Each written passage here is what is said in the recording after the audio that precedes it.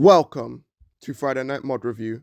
I'm Hegemony, and the 1st of February 2022 was a very special day.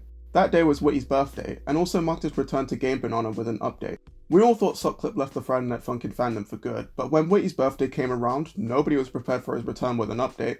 The Whitty mod means a lot to me, since it was the second Friday Night Funkin mod I remember seeing, and also the first challenge I approached trying to learn rhythm games. Which was a shambolic idea, by the way. It really blows my mind that Whitty is over a year old, and I decided that this was the perfect opportunity to do my solo review. For those of you who don't know, the Versus Whitty mod is a mod in which boyfriend and girlfriend fight against a more colourful version of Julius Oppenheimer from the Maze World of Gumball and almost blow up an alleyway because they felt like harassing a walking weapon of terror. The definitive update gave us some small tweaks to the main week, a few free play songs with a new character called Julian, and some extra funny songs.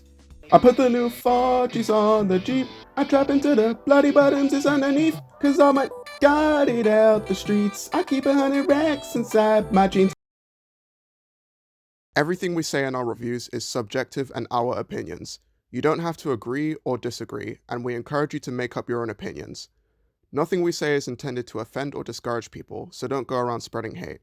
If there's anything you think we missed or want us to talk about, then leave a comment. This review is going to be split into multiple parts: art/animation, music, theme, charting, and overall, all rated from 0 to 5. This way we can break down mods into parts and speak on them individually. Quick reminder that none of us are experts, and this is just what we have observed. Or in this case, what I observed.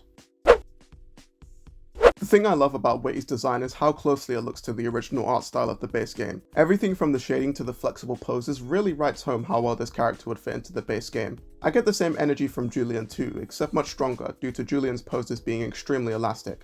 Both Whitty and Julian remind me of an old early 2000s animation off of, well, Newgrounds or any similar website. Dynamic poses, goofy facial expressions, and somewhat odd body shapes, sizes, and posture. I feel like if I crushed either one of them with a 200kg anvil, they'd stand up looking like Flat Stanley and immediately pop back into shape like Tom and Jerry after annihilating each other with a wrecking ball and orbital strike. The way these two smoothly transition into each of their personality-filled directional movement animations is some top-tier stuff. Ballistic Whitty's animations are a lot more sharp to represent his anger, but despite this you can still follow the flow of them quite easily. The change in design from Calm Whitty to Call of Duty Rage Quitter Whitty is a subtle but effective change. The fuse at the top of his head becoming lit, the PlayStation controller button eyes, and slight color alterations during his animations. The combination of all these elements with Ballistic Whitty's more extreme poses is an amazing way to show his instability. Man got so annoyed he was even able to corrupt his side of the alleyway. Ain't that summon? Julian sadly doesn't have a mental breakdance, but his wireframe sections look incredible. As if his whole look and animations weren't cool enough, we get thrown into the psychedelic neon sub-realm where everything looks 10 times cooler and Julian enters hyperdrive. The roughly drawn wireframe designs for boyfriend, girlfriend, and Julian really fits with the cartoonishly over-the-top feel of everything and is an amazing inclusion to give the underground song more flair. The backgrounds in Bomb Julian and Human Whitty's songs really do look like alleyways, gritty with washed out graffiti. This provides a nice contrast and allows the characters to stand out. It's also an excellent segue for Julian's wireframe segment with the whole background joining the neon fest. Art and animation deserves a strong 4.8. I have virtually nothing to complain about. If I had to say some stuff I dislike, it would be that the background on Julian's song seems to be weirdly further away than it actually is. Whitty's idle animation could have been made a bit smoother, and same goes for Girlfriend's idle animation in the main week. I remember hitting the mall with a whole team. Okay, I'm not going to do that again. I love the music in this mod. Now, I may be biased because of nostalgia, but I believe all the songs still stand to this day, especially Lo-Fi. It's got such a catchy rhythm and relaxing instrumental. I'd commit arson if it means I get to listen to this song for the first time again. Okay, no, not really. Don't get me wrong, Whitty's electric guitar voice goes crazy on intense songs, but I would not mind hearing his voice on more chilled out songs. Julian kind of provides more fodder for that, but we'll talk about him later. Boyfriend using a higher pitched voice sounds really nice for Whitty's bunch of songs. It definitely suits the main weeks a fair bit more. This changes in Julian's songs, where BF uses a lower pitched voice. However, I don't mind this due to his voice ultimately being more dynamic, and flowing better with Julian's voice of whom sounds more like a dynamic Whitty. Overhead I feel is a somewhat underrated song. It seems to be overshadowed by Lo-Fi and Ballistic, but the more I listen to it, the more I realize it's an absolute banger. It's that perfect blend of chill yet fast, and the small duets between Boyfriend and Whitty add so much flavor to the song.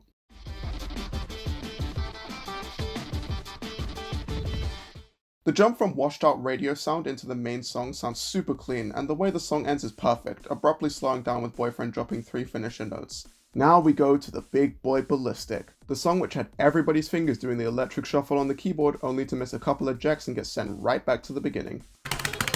Go yourself. Actual trash. I love Ballistic. Whitty's voice is way more intense, and right as the song starts you're slapped with rapid fire notes. The more tame parts of the song really hit hard because you can tell something difficult is coming up, and it makes it that much more suspenseful.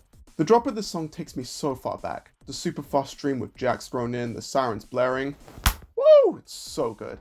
I love how Boyfriend continues after repeating Whitty's Eminem verse. It keeps the energy high all the way up until the final stretch. Complete banger of a song. Now for a breath of fresh air. Julian's two songs, Low Rise and Underground, are reimagined versions of Lo-Fi and Overhead, and they sound great. Julian has a very flexible voice bank and jumps between high and low vocals seamlessly. Same goes for Boyfriend.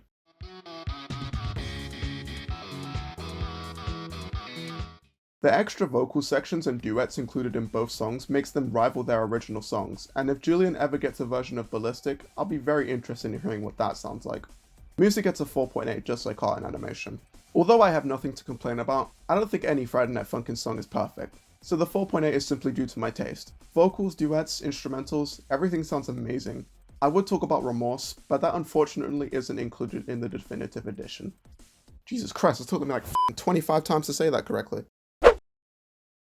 Whitty has lots of lore and story to his character. While I'm not the most knowledgeable in the Whitmore lore, a theme can still be analysed through his character and the environment he's in. At the start, Whitty is seen ripping up a poster of Daddy Dearest, because we all know that purple haired imp is an op. Look what he did to my boy Tabby. Just a floating skull with an invisible body. Whitty looks pissed off 24/7, and the way he tries to be calm with boyfriend and girlfriend initially definitely suits a walking bomb, only a short fuse away from the bed. I do know that Updike wants to contain and destroy Whitty because he's a danger to other people, so it does make sense that he's hiding away in an alley. But, you know, boyfriend and girlfriend, they'll rap somebody even if they are stuck in fucking limbo. Whitty's songs go from very chill to somewhat tense to batshit insane, which again makes sense due to his circumstances. As described in the art and animation section, his wild poses, changing colours and eyes definitely shows how unstable he is. The visual and audible storytelling is very neat. I feel like I understand Whitty's character and can somewhat relate. I also made the weird link that Whitty's voice being an electric guitar works because he's in an alleyway and it's as if he's running a rebel punk band. Altogether, it feels like there's actually a sense of urgency. Whitty kept his cool but got more annoyed and eventually released his anger. The crazy song and chart for Ballistic holds the intensity and keeps the theme running. I'll give theme a 4. If the original end of the week was added, the theme would definitely get a higher rating. For those who don't know, Whitty was supposed to have 4 songs, the 4th being a slow sad song that ends with him being captured by Updike. The song Remorse was intended to be what follows. Boyfriend and girlfriend feel bad for Whitty, so they go to the facility and demand for his release. Some cool stuff that was unfortunately cut due to time constraints and other issues. I'd love to sit here and praise this mod all day, but someone has to talk about Ballistic's charting. Now to be fair, it was updated to be more interesting and bearable, but it's still quite flawed. Let's slow down a little. Lo-Fi and Overhead are decently charted. No doubles, but there's nothing particularly wrong with them. Easy to follow patterns, although Overhead could do with a little adjusting, it's still good. Underground and Low Rise do fix some of the minor problems I have with Lo-Fi and Overhead, but enough stalling, let's talk about the elephant in the room. Ballistic to me is a fun song, but that doesn't mean it's well charted. Jacks can be really fun when used in appropriate volumes or in a consistent pattern, and Ballistic kind of tries to do that, and fails in my opinion. There's just too many in a not very well structured format. I'll continue to have fun playing the song, but why are there random double notes in the middle of a stream of jacks? As for the other parts of the song, they definitely have a nice flow to them and I don't really have a problem with it. All in all, charting can get a 3.9. The good outweighs the bad for the most part, but the charts can 100% be improved by making use of better patterns and tropes. I know this review is pre the Silver Gunner update, but I did play the update and the charts are better in some places, worse in others, so we'll get there one day. Overall, this mod is amazing and has lots of charm to it. I know my nostalgia is likely affecting my scores, but I did my best to break down the pros and cons and rate each section appropriately. I think this mod is definitely deserving of a 4.5. Beautiful art, great songs, a nice theme, and a mostly enjoyable playing experience. I really hope this mod continues to get updates and the story of Whitmore can be expanded upon. Even if it ends here, it was the ending we all needed but nobody expected coming. Well, thanks for watching my solo review. I wasn't all too confident going into writing the script because I never realized how much I prefer cooperation over doing everything solo until I started writing the script, but I pulled through and really put my thoughts into it. Whitty will always hold a special place in my heart and other people's hearts, so I wish the best for Sock.clip and I really hope they don't leave the fandom and take Whitty from us a second time. Make sure to like, subscribe, comment, share. See you all later. Also subscribe to my boy Legacy, he's almost at 100 subs. Subscribe or else.